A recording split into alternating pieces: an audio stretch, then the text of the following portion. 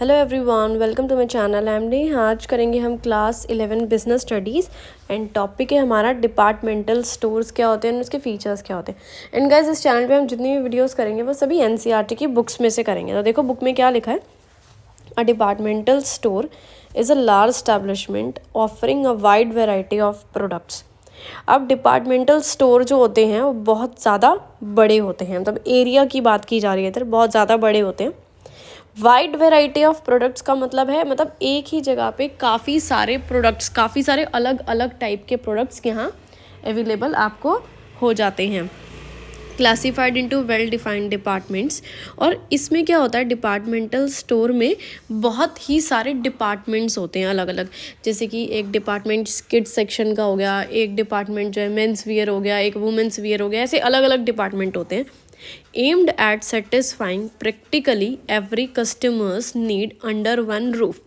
One roof का मतलब क्या है, एक ही छत के नीचे एक ही बहुत बड़ा, जैसे कि हॉल बोल सकते हैं या जो भी बोल सकते हैं, होता है दुकान या जो भी है होती है, और उसके अंदर कस्टमर की हर एक नीड को सेटिस्फाई करने की कोशिश की जाती है। यानी कस्टमर के लिए हर एक टाइप का प्रोडक्ट जो है अवेलेबल कराने की कोशिश की जाती है एक ही स्टोर में।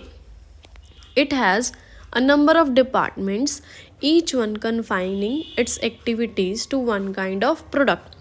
और इस स्टोर में क्या होता है, बहुत ही सारे डिपार्टमेंट्स होते हैं। ठीक है, हर एक प्रोडक्ट के लिए अलग से एक डिपार्टमेंट होता है। एग्जाम्पल देखो और क्लियर हो जाएगा कैसे। जैसे कि हर एक डिपार्टमेंट, एक टॉयलेटरीज़ के लिए अलग डिपार्टमेंट हो गया कि साबुन वाबुन चाहिए, टूथब्रश चाहिए, मेडिसिन चाहिए तो उसके लिए अलग डिपार्टमेंट, फर्नीचर चाहिए तो उसके लिए अलग डिपार्टमेंट, ग्रॉसरीज चाहिए तो अलग department.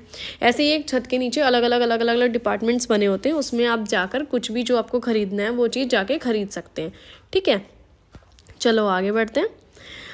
Thus they satisfy diverse market segments with a wide variety of goods and services। तो यहाँ एक लाइन लिखी हुई है, wide variety of goods and services. यहाँ पे वाइड मतलब बहुत ज़्यादा गुड टाइप के गुड्स एंड सर्विसेज मिलते हैं भाई, मतलब जो भी पॉसिबल जितने हो सकते हैं ना गुड्स एंड सर्विसेज, जो कि आपके डेली यूज़ में या जैसे भी कहीं पे भी काम आते हैं, वो हर एक टाइप के प्रोडक्ट यहाँ मिलते हैं। और एक लाइन और लिखी है, सेटिस्फाई डाइवर्स मार्केट सेगमेंट।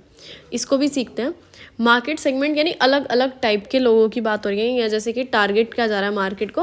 जैसे कि एज्ड लोग हो गए, उनकी अलग, वो अलग हो गए, एक हो गए किड्स अलग हो गए, एक यंग लोग अलग हो गए, अडल्ट्स लोग अलग हो गए, है ना। ऐसे जो अलग अलग टाइप के लोग हैं उन सबकी नीड्स को सेटिस्फाई करने की कोशिश की जा रही है। चाहे कोई बच्चा है, चाहे कोई बूढ़ा है, चाहे कोई जवान है, सबकी नीड्स के अकॉर्डिंग हर एक टाइप का प्रोडक्ट यहाँ अवेलेबल होता है। It is not uncommon for a department store in USA to carry a needle to an aeroplane।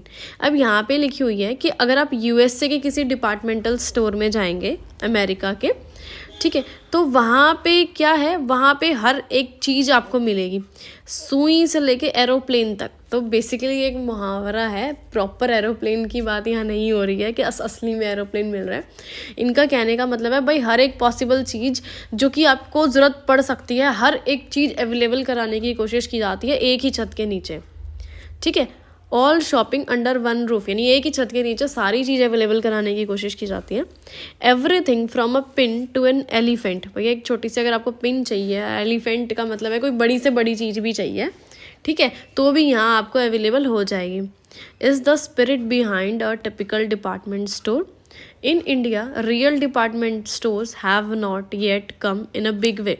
लेकिन अगर इंडिया की बात करें तो अभी ये चीज़ यहाँ पे नहीं है। ठीक है, इतना बड़ा रिटेल बिजनेस नहीं है। हालांकि ऐसी बात नहीं है कि बिल्कुल भी नहीं है, छोटे लेवल पे है थोड़ा बहुत।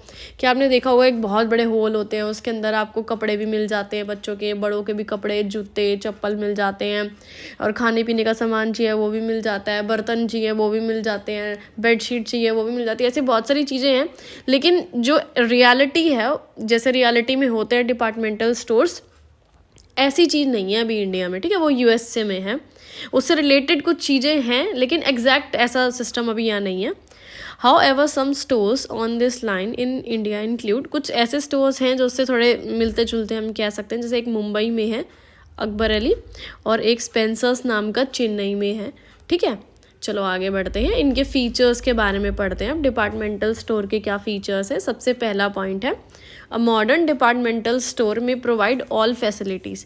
और जो आजकल के डिपार्टमेंटल स्टोर है भाई, उसमें हर एक टाइप की फैसिलिटी मिलती है।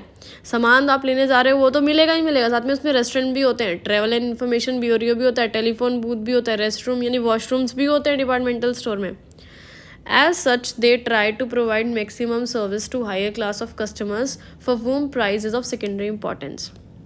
So ये लोग बेसिकली इनका मेन मोटिव क्या है कि जो सर्विसेज है वो किसको प्रोवाइड करानी है, हायर क्लास ऑफ कस्टमर्स, यानी ऐसे कस्टमर्स जो थोड़े मतलब मैं यूँ बोलूँगी रिच होते हैं, जिनके पास अच्छा खासा पैसा होता है, बेसिकली उनके लिए होते हैं ये। उनके लिए प्राइस क्या है, सेकेंडरी इंपॉर्टेंस। सेकेंडरी इंपॉर्टेंस का मतलब है प्राइस को वो इतनी इंपॉर्टेंस नहीं देखते, वो सोचते हैं कि 100 की जगह चाहे 150 की चीज़ आ जाए, लेकिन अपने को मेहनत ना करनी पड़े, एक ही जगह सब कुछ मिल जाए, ठीक है, प्रॉपर एसी हो, सब चीज़ हो, हमें भटकना ना पड़े। ऐसे लोगों के लिए बेसिकली ये स्टोर्स होते हैं। Next point is these stores are generally located at a central place in the heart of the city. अब ये स्टोर्स होते कहाँ पे हैं, किसी सेंट्रल प्लेस पे होते हैं, शहर में होते हैं। ऐसा नहीं है कि बहुत दूर कहीं गांव है, गांव में कोई खेत है, खेत के अंदर एक स्टोर है, ऐसा नहीं होता है। सेंट्रल प्लेस का मतलब है आसपास बहुत सारी दुकानें हो, बहुत सारे लोग बसे हो, मार्केट हो, ऐसी जगह पे ये स्टोर्स होते हैं, ताकि जो है ये बहुत सारे कस्टमर्स को अपनी तरफ अट्रैक्ट कर सके, लोग आते जाते इन स्टोर्स में विजिट करें और सामान खरीदें। नेक्स्ट पॉइंट है as the size of these stores is very large. जैसे कि मैंने आपको बताया था ये स्टोर्स जो होते हैं ये बहुत बड़े होते हैं, ठीक है भाई, इतनी सारी चीज़ें अवेलेबल तभी तो होएगी ना एक छत के नीचे, जब वो बहुत बड़ा एरिया में होगा। They are generally formed as a joint stock company. So ये पर्टिकुलर एक दुकान के रूप में नहीं खुलते हैं, ये जॉइंट स्टॉक कंपनी के रूप में खुलते हैं। और इनको मैनेज कौन करता है, कुछ बोर्ड ऑफ डायरेक्टर्स रखे जाते हैं, वो इन स्टोर्स को मैनेज करते हैं। एक मैनेजिंग डायरेक्टर भी होता है, जनरल मैनेजर भी होता है, और कुछ डिपार्टमेंटल मैनेजर्स भी होते हैं। डिपार्टमेंटल मैनेजर्स कौन हो गए, जैसे कि हर एक अलग अलग डिपार्टमेंट के लिए एक एक मैनेजर हो गया। चलो आगे बढ़ते हैं। Next point, a departmental store combines both the functions of retailing as well as warehousing. अब जो डिपार्टमेंटल स्टोर है उसमें रिटेलिंग का काम किया जाता है। रिटेलिंग से इधर मतलब है कि प्रोडक्ट डायरेक्ट किसको बेचा जा रहा है, कस्टमर को। रिटेल बिजनेस वही बिजनेस होता है जिसमें हम प्रोडक्ट डायरेक्ट फाइनल कंज्यूमर को बेचते हैं, फाइनल कस्टमर को बेचते हैं। और साथ में वेयर हाउसिंग का काम भी किया जा रहा है, यानी जो भी हम माल लेके आ रहे हैं उसको स्टोर भी करके रख रहे हैं वेयर हाउसेज में प्रॉपर, काफ़ी ज़्यादा क्वांटिटी में। दे purchase directly from the manufacturers. अब ये जो डिपार्टमेंटल स्टोर होते हैं ये गुड्स खरीदते हैं डायरेक्ट मैन्युफैक्चरर से, ठीक है, और उनको स्टोर कर लेते हैं अपने खुद के वेयर हाउसेज में। बीच में ये लोग मिडल मैन नहीं लेते हैं, ये स्टोर डायरेक्ट मैन्युफैक्चरर से खरीदेंगे और जाके प्रोडक्ट फाइनल कंज्यूमर को बेच देंगे। That way they help in eliminating undesirable middle man between the producers and the customers. इस तरह से जो बीच के जो मिडल मैन है उनको एलिमिनेट कर दिया जाता है, यानी बिल्कुल हटा दिया जाता है। अब सिर्फ प्रोड्यूसर है और कस्टमर है, यानी इन डिपार्टमेंटल स्टोर ने गुड्स किससे खरीदे, प्रोड्यूसर से, मैन्युफैक्चरर से, और बेचे किसको, फाइनल कंज्यूमर को। नेक्स्ट और लास्ट पॉइंट है they have centralised purchasing arrangements. Centralised purchasing arrangements का मतलब है, सेंट्रलाइज शब्द का मतलब यही होता है कि जो भी चीज़ है वो एक टॉप लेवल मैनेजर है या फिर टॉप लेवल के एम्प्लॉयज़ हैं वही सब कर रहे हैं, बीच में किसी का कोई लेना देना नहीं है, डिपार्टमेंट्स का कोई लेना देना नहीं है, किसी एम्प्लॉय का कोई लेना देना नहीं है। All the purchases in a department store are made centrally by the purchase department। अब भाई कुछ भी खरीदना है, कोई भी स्टॉक खरीदना है, जितना भी डिपार्टमेंटल स्टोर में, वो कौन खरीदेगा, सेंट्रली खरीदे जाएंगे, ठीक है। वेयर एज सेल्स कौन खरीदेगा, यहाँ पे देखो परचेज डिपार्टमेंट, यानी चाहे ए डिपार्टमेंट, चाहे बी डिपार्टमेंट, चाहे सी डिपार्टमेंट, भाई चाहे बच्चों के कपड़े, चाहे बड़ों के कपड़े हों, चाहे औरतों के कपड़े हो, जो भी है, हर एक डिपार्टमेंट अपने लिए खुद सामान या स्टॉक नहीं खरीदेगा, बस वो लिस्ट बनाएगा, जाके परचेज डिपार्टमेंट को दे देगा कि भाई मेरे को ये सामान की ज़रूरत है, ये स्टॉक जो है अब लिमिटेड रह गया है, तो ये खरीद के दे दो। तो सारा काम परचेज डिपार्टमेंट ही करेगा। Whereas sales are decentralised in different department. लेकिन जो सेल्स होती है वो डिसेंट्रलाइज्ड होती है, यानी सेल्स हर एक डिपार्टमेंट अपनी अलग अलग करेगा, ठीक है। मतलब अगर बच्चों के कपड़े खरीदने हैं तो वहाँ से जाओ और बिल पेमेंट करो, बड़ों के कपड़े खरीदने हैं तो वहाँ जाओ, वहाँ से बिल पेमेंट करो, अपने पैसे दो और वापस आ जाओ। लेकिन जो परचेज है वो परचेज डिपार्टमेंट करेगा, ठीक है। तो सेल्स जो है वो डिसेंट्रलाइज्ड और परचेज जो है वो सेंट्रलाइज्ड। इससे ये वीडियो खत्म।